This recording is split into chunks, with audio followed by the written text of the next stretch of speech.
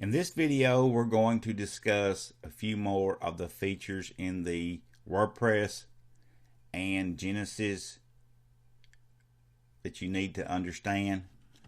The first one is called plugins. Now, plugins make it easier to do things in WordPress, and here are all of the installed plugins. I simply just clicked on the installed plugins location and it pulled up everything. And when you go to this section and you see one that looks like it has an orange tint around it, that means you need to update. Now, update now would be best, but I'm not going to do that right now because we're in the middle of this video. But you need to be sure that you include a few of these, and I'm going to take you down my list of things that you probably want to do. You want to either use the Yoast SEO plugin or the all-in-one SEO plugin. That's this one here. You also want to make certain that you use the Google XML sitemaps, because when you are trying to get your site ranked better, Google looks for a sitemap, and if you don't have one, you don't rank as good, so be sure that you include that. And here's the Jetpack by WordPress.com plugin that I was referred to earlier in a video. You want to make sure you use this because it will help tell you when your site goes down.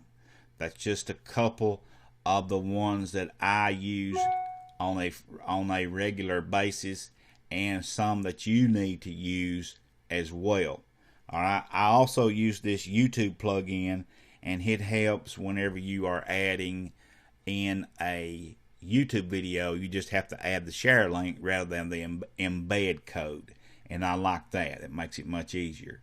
Now, if you're trying to add a new plugin, you just click add new right here, and it'll bring up this location, and this is how you install it through WordPress. You can install them manually through your host provider, or there's a few different ways, but this is the simplest way here. You would just come in here and click search right here, whatever you're searching for, and it'll pull it up. Let's just type YouTube in here and just see what comes up. And if you wanted to install any of these, you would just click the install button.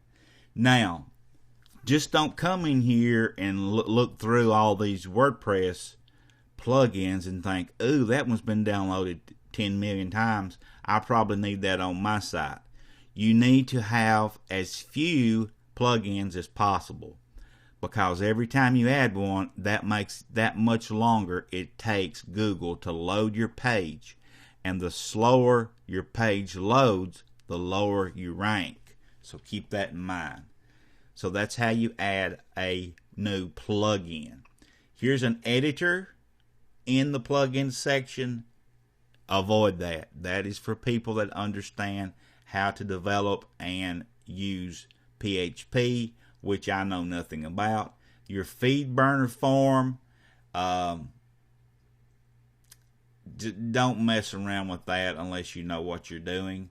Now, right here under the users tab, this is where you add new users in WordPress. So if you needed to add a new user, you would just click the add new button right here. Now, don't worry about adding yourself, because when you sign up for WordPress, you'll be the administrator, and it will automatically sign you up whenever you install WordPress. So if you wanted to add a new somebody to help you write, say for instance, you put their information in here, but be certain whenever you add them that you only give them no more than an author role, because if you give them an editor or an administrator role, they can do a lot of damage to your site. If it's someone you don't really know very well and trust, never give them higher role than author. That's what I use for my writers on my site. Not that I don't trust them, it's just they don't really need to know or don't need access to any more than that. Now here's your profile. that you have right now, if you wanted to come in here and change some things like your biography, if you wanted to add a bio, you could add that in here, which I strongly recommend that you include your Twitter and your biography information. It just looks better when you're on your post, under your post, and I think it just maybe that Google likes that. Your tools, these are things here that you probably don't need to worry about. And here are your settings, things for like general, writing, reading, discussion, all that kind of stuff. Normally when you add a plugin, you will get a option here too as well. So keep that in mind if you're looking to turn something on or off. When you add a plugin, it may be under the settings menu. Here's some more SEO stuff. Just don't worry about that unless you know what you're doing. Don't change anything. Just use the defaults. And the rest of these things are actually plugins that you don't really need to worry about. But inside the settings here in the Generals tab, we'll open this up. You do need to come in here and fill out some of the information like the site title, the tagline, and all of that different jazz in here. The writing. One other thing that I want to talk to you about here that's very, very important are permalinks. You need to choose permalinks. And the way I always do it is I always just choose post name, and that way it names the URL whatever the post is called. That's the best thing I can tell you to do.